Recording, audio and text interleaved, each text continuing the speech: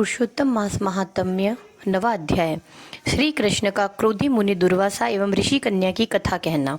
सूत जी बोले कि इसके बाद नारद मुनि आश्चर्य से मेधावी ब्राह्मण की पुत्री का अद्भुत वृत्तांत पूछने लगे। हे मुने, वह पुत्री फिर उस तपोवन में क्या करती रही और किस मुनि ने उसके साथ विवाह किया? श्री नारायण बोले, वहाँ उस पुत्री को अपने पिता की रह रह कर याद आती थी और बार बार शोक करते हुए उसके कई वर्ष बीत गए।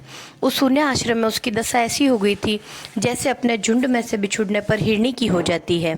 नेत्रों से आंसू बहते रहते थे, हृदय जलता रहता था और आहें भरती रहती थी जैसे पिटारी में बंद सर्पिणी हो। वैसे ही वह आश्रम में रहती थी और अपने दुख के पार की अवधि ना देखते हुए चिंतातुर रहती थी। ऐसी कन्या के पास एक दिन भाग्य से प्रेरित उस वन में अपनी इच्छा से क्रोधी मुनि दुर्वासा आए, जिनको देखने मात्र से इंद्र भी थर थर कांपते हैं। ऐसे जटाजूट धारण किए मानो साक्षात शिव ही हो। श्री कृष्ण बोले कि हे युधिष्ठिर, जिन्होंने बाल्यावस्था में तुम्हारी माता कुंती से सम्मानित होकर प्रसन्न हो देवताओं को आकर्षण कर देने वाली विद्या उन्हें दी थी, और जिन्होंने हे राजन मुझको भी सभी देवताओं से पूजित रुक्मणी सहित बैलों के स्थान पर रथ में जोता था। श्री नारायण बोले कि हे नारद, दुर्वासा को रथ में बिठाकर वे दोनों जब रथ खींचने लगे तब राह चलते चलते बड़ी तेज प्यास से रुक्मणी जी के तालू और ओष्ठ सूखने लगे। जब जल पीने की इच्छा से रुक्मणी जी ने मुझे इशारा किया तब कंधे पर रथ का जुआ रखे हुए ही चलते चलते मैंने अपने पैर के अग्रभाग से धरती को दबाकर भोगवती नदी को प्रकट किया, जिससे वह नदी ऊपर बहने लगी और उतने ही जल से हे महाराज मैंने रुक्मणी की भारी प्यास को बुझाया। यह देख मुनि दुर्वासा को तक्षण महाक्रोध उत्पन्न हुआ और प्रलय काल की अग्नि के समान उठकर कुपित ऋषि ने मुझे शाप दिया कि हे कृष्ण, तुम्हें रुक्मणी अत्यंत प्रिय है। तुम्हें उसके प्रेम के कारण अपना महत्व दिखाते हुए मेरा निरादर कर उसे पानी पिलाया है, इसीलिए तुम दोनों में परस्पर वियोग होगा। हे युधिष्ठिर, ऐसा उन्होंने श्राप दिया था। वही दुर्वासा ऋषि साक्षात रुद्र अंश से उत्पन्न मानो प्रलय काल के रुद्र के समान हो। वे अत्रि ऋषि के उग्र तप रूपी कल्प वृक्ष के अति श्रेष्ठ फल और सती शिरोमणि अनुसुईया के गर्भ से उत्पन्न अतीव मेधावी दुर्वासा नाम के मुनि मानो साक्षात तपस्या ही मूर्तिमान हो अवतार लिया हो। अनेक तीर्थों के जल से भीगी जटाओं से भूषित ऐसे मुनि को आते हुए देखकर कुमारी ने शोक सागर से निकलकर खड़ी हो धैर्यता पूर्वक मुनि के चरणों में प्रणाम किया। जैसे जानकी जी वाल्मीकि मुनि को अपने आश्रम से लाई थी, वैसे ही वह दुर्वासा मुनि को अपने आश्रम में ले आई।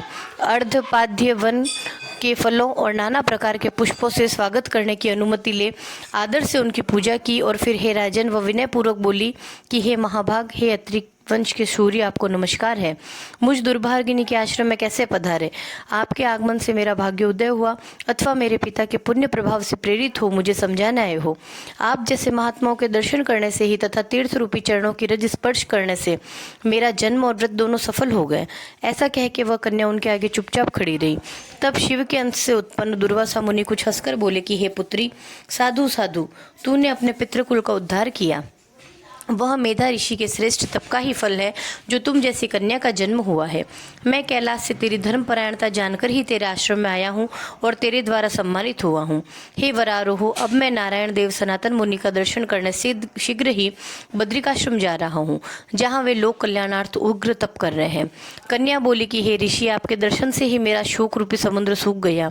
हे मुनिवर, आपने सांत्वना दी कि तेरा भविष्य अत्यंत उज्ज्वल है, परंतु हे मुनिराज, मैं शोक की ज्वाला से जली जा रही हूँ। हे कृपा सिंधु, हे कल्याणकारी, क्या आप उसे नहीं जानते? उस दुखाग्नि को बुझाने का कोई उपाय कहिए। मेरे विचार में कोई भी हर्ष उपजाने वाला नहीं दिखता। मेरे माता पिता भाई आदि कोई भी नहीं है जो मुझे दुख रूपी समुद्र से बचा सके। मैं कैसे जीऊँ? जिधर भी देखती हूँ उधर मुझे सुना ही सुना दिखता है। हे तपोनिधे, शीघ्र ही मेरे दुख के निवारण का कोई उपाय कीजिए। कोई भी मुझसे विवाह करने के लिए तैयार नहीं है। यदि इस समय विवाह नहीं होता तो मैं धर्मभ्रष्ट हो जाऊंगी। इसका मुझे महाभय है।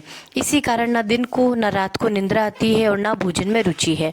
हे ब्राह्मण, अब मैं मृत्यु चाहती हूँ, बस यही मेरा निश्चय है। ऐसा कहकर वो रोती हुई मौन हो गई। तब दुर्वासा उसके दुख का उपाय विचारने लगे। श्री नारायण बोले कि इस प्रकार मुनि कन्या के वचन सुनकर उसका अभिप्राय समझकर दुर्वासा मुनि उसके कल्याण का विचार कर अत्यंत कृपा की दृष्टि से उसकी ओर देखकर हितकारी वचन बोले। बोलिए कृष्णचंद्र भगवान की जय।